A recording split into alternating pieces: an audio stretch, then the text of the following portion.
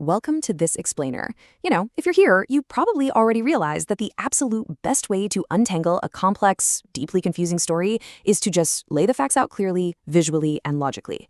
And today, we're going to do exactly that.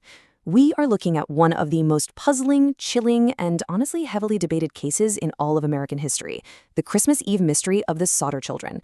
It's a story that kicks off with a totally normal family gathering and ends up leaving us with decades of completely unanswered questions. Okay, let's dive into this. 5.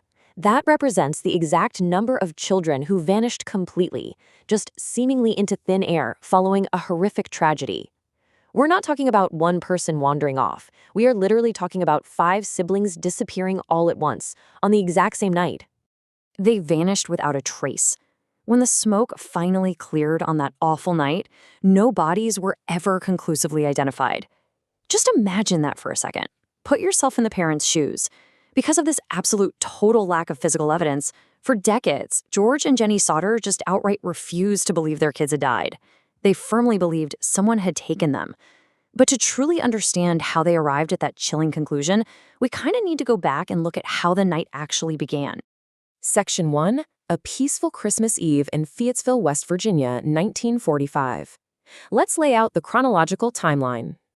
Let's ground ourselves in the facts here. It's Fayetteville, West Virginia, the night of December 24th, 1945.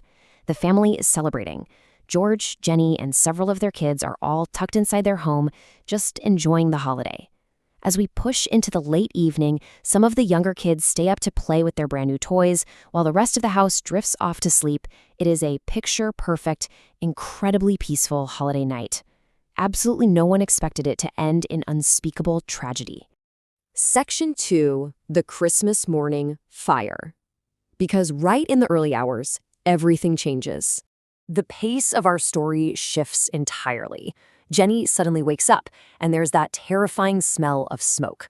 The house is completely engulfed in flames. It's absolute chaos. George and Jenny manage to escape the inferno, and they get some of the family out with them. But 5 children, Maurice, Martha, Louie, Jenny, and Betty, are believed to still be trapped upstairs. George is in a total panic, desperately trying to rescue them. He knows they're up there, but this is exactly where the story shifts from a tragic accident to a deeply, deeply unsettling mystery. Section 3. Strange circumstances and anomalies. Let's move to and see how this builds into something far more bizarre. I want you to treat these anomalies like puzzle pieces, okay? Rapid fire, here we go. First, George runs to grab his rescue ladder to climb up to the windows. But the ladder, it is mysteriously missing, just gone. Next, he pivots, runs to his trucks, thinking, I'll pull them up to the house and climb on top. Neither of George's trucks will start. And keep in mind, they were working perfectly just the day before. On top of all that, they find out the home's telephone line has apparently been damaged, totally thwarting their attempts to call for emergency help. Every single thing George tried was blocked by some strange, inexplicable failure. So without help and without any way to reach that upper floor, the fire just rapidly consumes the house. When it was finally put out, investigators searched the ruins. But here's the kicker. They reported finding absolutely no identifiable human remains belonging to those 5 missing kids. Nothing. Zero. In the aftermath of the blaze, this complete lack of physical evidence planted a massive, undeniable seed of doubt for the family. Which leaves us with a truly chilling question. Could the children have escaped? Or, honestly, more terrifyingly, were they taken before the fire even started? When you stack up the missing bodies with the missing ladder, the disabled trucks, and the damaged phone line, the Sodders soon came to believe this blaze was not an accident at all. Section 4. The Search for Answers. The Sodders refused to give up. George and Jenny just wouldn't accept that their kids died in those ashes, so they launched their own massive, relentless investigation. They didn't just look locally, they followed countless leads stretching all across the country. And get this, people were actually coming forward. Witnesses claimed they saw the children after the fire. Other folks reported seeing unfamiliar, suspicious people lingering near the house in the days leading up to the blaze. The family chased every single one of these leads, but despite their efforts, nothing could be conclusively verified. Now, what's really interesting about this slide is the strange piece of evidence that emerged years later. Out of nowhere, the family gets this mysterious photograph in the mail. It shows a young man who strongly resembles one of the missing children.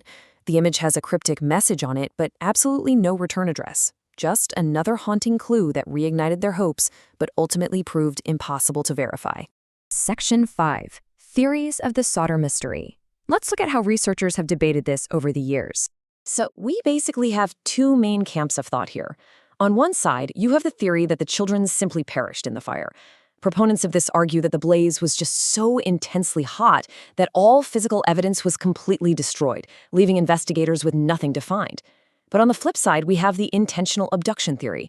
This argument says, look at the compounding anomalies, the broken trucks, the missing ladder, the damaged phone lines.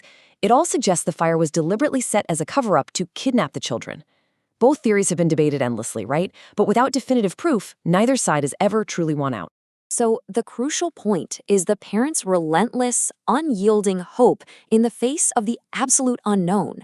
The Sodder family never gave up. For years, they kept this large billboard up right along the highway, asking for any information about their missing kids, just hoping someone, somewhere, would finally come forward. It was this decades-long plea for answers that became a famous, tragic symbol of the whole case. And that leaves us with this final, incredibly provocative thought.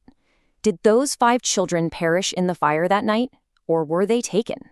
Until new evidence finally emerges, the fate of the Sodder children remains one of the greatest unsolved mysteries ever recorded. Thank you so much for joining me for this explainer. I really hope mapping out the timeline and these bizarre clues helped you grasp exactly why this case has baffled people for generations. Keep analyzing the facts, keep asking those tough questions, and I'll see you in the next explainer.